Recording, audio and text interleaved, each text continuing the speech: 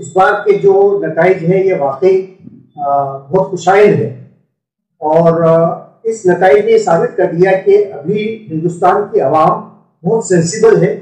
और उसने नफरत की इस राजनीति को और तफरीक की इस राजनीति को, लोगों से लोगों को काटने की इस राजनीति को नकार दिया है और इसके खिलाफ अपना आदेश दिया है। और ये बात साबित कर दी है कि अब इस मुल्क में सिर्फ विकास की और तरक्की की बात होगी, खुशहाली की बात होगी, मोहब्बत की बात होगी, नफरत या उसकी बात नहीं होगी। तो इसके लिए मैं तमाम अवाम का, हिंदुस्तानी अवाम का और गुजरात के अवाम का, तो खुसूसन मुसलमानों का, कि जिन्होंने बड़ी यानी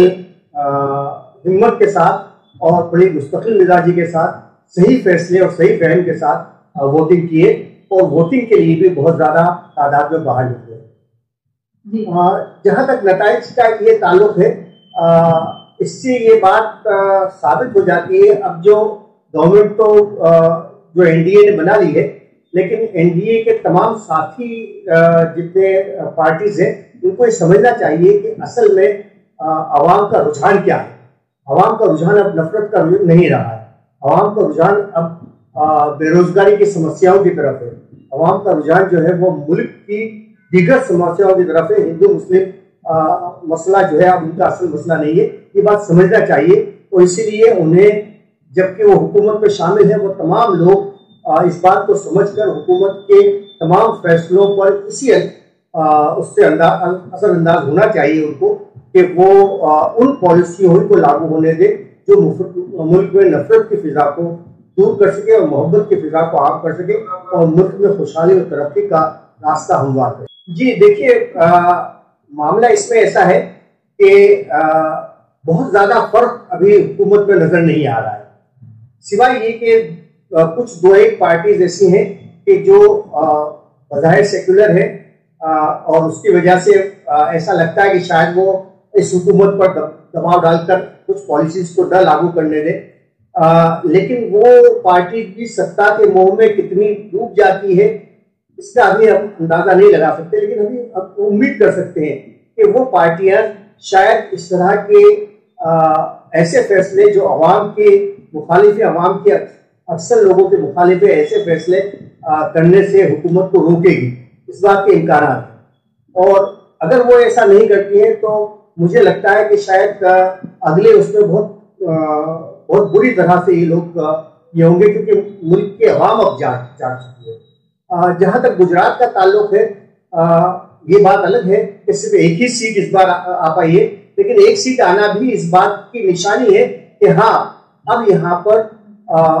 अवाम जो है वो यकतरफा एक party, one party one nation जो है वो इसके मुखालिफ है और उसकी वजह से उन्होंने कम से कम एक ही सीट पर सही, लेकिन अपोजिशन को जो है मौका दिया है। और बल्कि मैं कह सकता हूँ कि अगर थोड़ी सी मेहनत कुछ जगह पर और अंदाज से की जाती तो हम 3-4 सीट्स और निकाल सकते थे। कि मुस्लिम एमपीज की तादाद इस बार बहुत कम है, यानी ये होना चाहिए था कि ज्यादा हो जाए, लेकिन पिछले उससे जो है वो कम है। लेकिन उसके बावजूद इनकी जिम्मेदारियां बढ़ जाती है, क्योंकि वो सब जितने लोग हैं वो अपोजिशन में है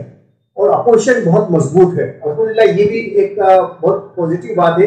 कि इंडिया गठबंधन का जो अपोजिशन है वो बहुत ताकतवर है और उनको अपना रोल सही तौर पर अदा करना पड़ेगा। किसी भी जमहूरियत में अगर अपोजिशन अपना सही रोल सही तौर पर अदा करती है तो फिर वो बहुत कामयाब हो सकता है। और इसलिए इन मुस्लिम सांसदों की जिम्मेदारियां बढ़ जाती है कि वो हुकूमत के हर फैसले को अपनी पार्टीज के जरिए से उसकी मुखालफत करने और उसको रोकने की भरपूर कोशिश करे और इस जो कोएलिशन गवर्नमेंट है उसकी भी अलग अलग गठबंधनों के साथ राब्ता कायम करके और उनको भी इस बात की तरफ आमादा करे कि कोई ऐसी मुस्लिम मुखालिफ या मुल्क मुखालिफ कोई पॉलिसी जो है ये गवर्नमेंट न बना।